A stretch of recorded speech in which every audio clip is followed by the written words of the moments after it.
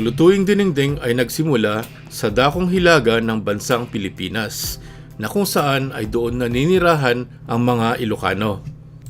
At maliban sa magaling silang magluto, ay masisipag at nagkakaisa ang mga ito.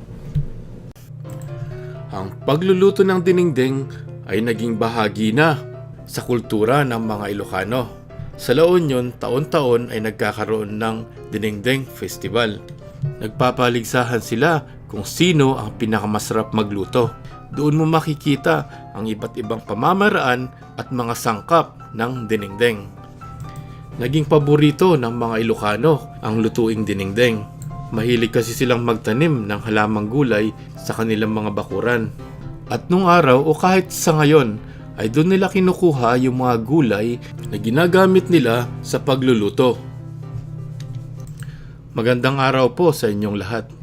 At sa aking mga kapwa Ilocano na imbag nga aldaw amin dita. Gumawa ko ng remake patungkol sa video ng dinengdeng na ginawa ko noon. Wala kasing narration yun at music lang ang background. Naisip ko maganda kung mayroong narration para naman magkaroon tayo ng pagkakataon upang ma-explain ang pamamaraan ng ating pagluluto. Ito nga pala yung mga ingredients na ginamit natin. Sa mga Ilocano, pag nagluluto ka ng dinengdeng, isa sa pinaka-major na gagamitin mong gulay ay yung tinatawag nilang saluyot or jute leaves. Iyon kasi ang magpapalapot sa yung dinengdeng. At ang paborito naming gamiting bagoong ay yung buggoong ngamunamon or bagoong namunamon. At kung sa isda naman ay okay na yung inihaw na tilapia at saka bangos. Pero nung maliit ako, ang madalas kong makita na ginagamit ng matatanda ay yung tinono nga paltat or grilled mudfish. Napakasarap po yun pag hinalo mo sa iyong dinengdeng. Lalo na kung inihaw mo ito ng sariwa. Swabing-swabe po ang lasa. Kung mapapansin nyo sa iba't ibang dinengdeng, minsan walang luya, walang sibuyas, walang kamatis. Minsan naman may kamatis, may sibuyas pero walang luya or the other way around. Kasi po, hindi lahat na Ilocano ay gumagamit ng luya, sibuyas at kamatis. Pero hindi ibig sabihin na mali na yung dinengdeng na niluluto nila. Marami akong kaibigan from Ilocos to La Union at hindi po gumagamit nito. Meron din naman yung mga gumagamit. Ang pagkakaalam ko kasi sa pagdidinengdeng ay kung anong gusto mong gulay na gagamitin. Pakukuluan mo ito at palalasahin ng bagoong. Nasa sa inyo na po yun kung gusto nyong gumamit ng sibuyas, luya at saka kamatis. Sa katunayan, meron akong recipe dito ng dinengdeng na namana ko pa sa aking lola. Lumang-luma na to at noon ay hindi sila gumamit ng kamatis, luya at saka sibuyas. Ito yung mga panahon na sa kagustuhan nilang magkaroon ng reference sa pagluluto ng dinengdeng. Ang ilang lalawigan na may kaugnayan sa pagluluto ay nagbahagi ng kanilang bersyon kung paano lutuin ang dinengdeng. Hayaan nyo, sa susunod na magluluto ako ng dinengdeng ay gagawa rin ako ng bersyon na merong kamatis, sibuyas at saka luya. Atin nang simulan ng ating pagluluto ng dinengdeng. At ang unang gagawin natin ay yung pagpapakulo ng tubig sa ating lutuan. Atin nang ilagay ang ating inihaw na isda. Ginagawa natin to para magkalasa ang ating sabaw. Takpan lang natin at hayaan natin kumulo ng 5 minuto.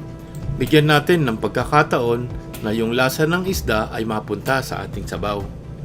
Buksan natin ang ating pinapakuluan at atin nang hanguin ang ating isda.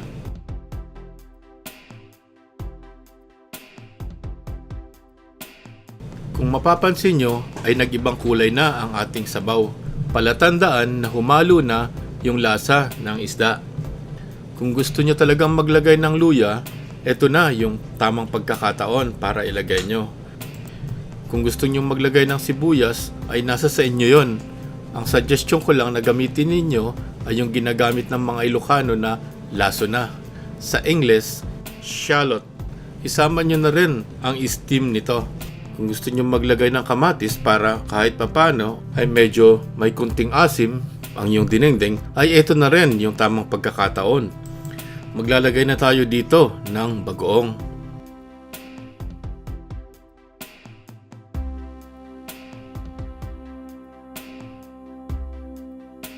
Haluin lang natin para kumalat yung mixture.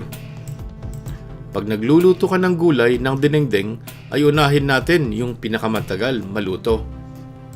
Ilagay na natin ang ating sitaw.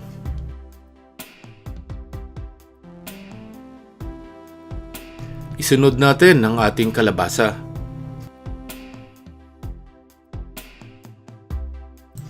Ilagay natin yung ampalaya. Pagkatapos ay yung okra. At yung ating talong. At ang huli nating ilalagay na gulay ay yung saluyot or jute leaves. Ito ang magpapalapot sa ating dinengdeng. Para hindi ma-overcook at hindi mukhang labog ang ating gulay, ay huwag nating takpan habang niluluto natin.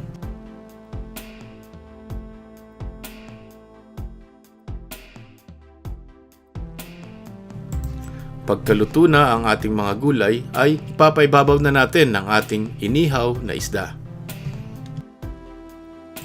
Ito na po ang ating delicious Ilocano dinengdeng. Umay kayon, tamangan tayon. Halina kayo at kain na tayo. Ito po si Pablo ng My Filipino Recipes. Hanggang sa muli, salamat po ng marami sa inyong panonood.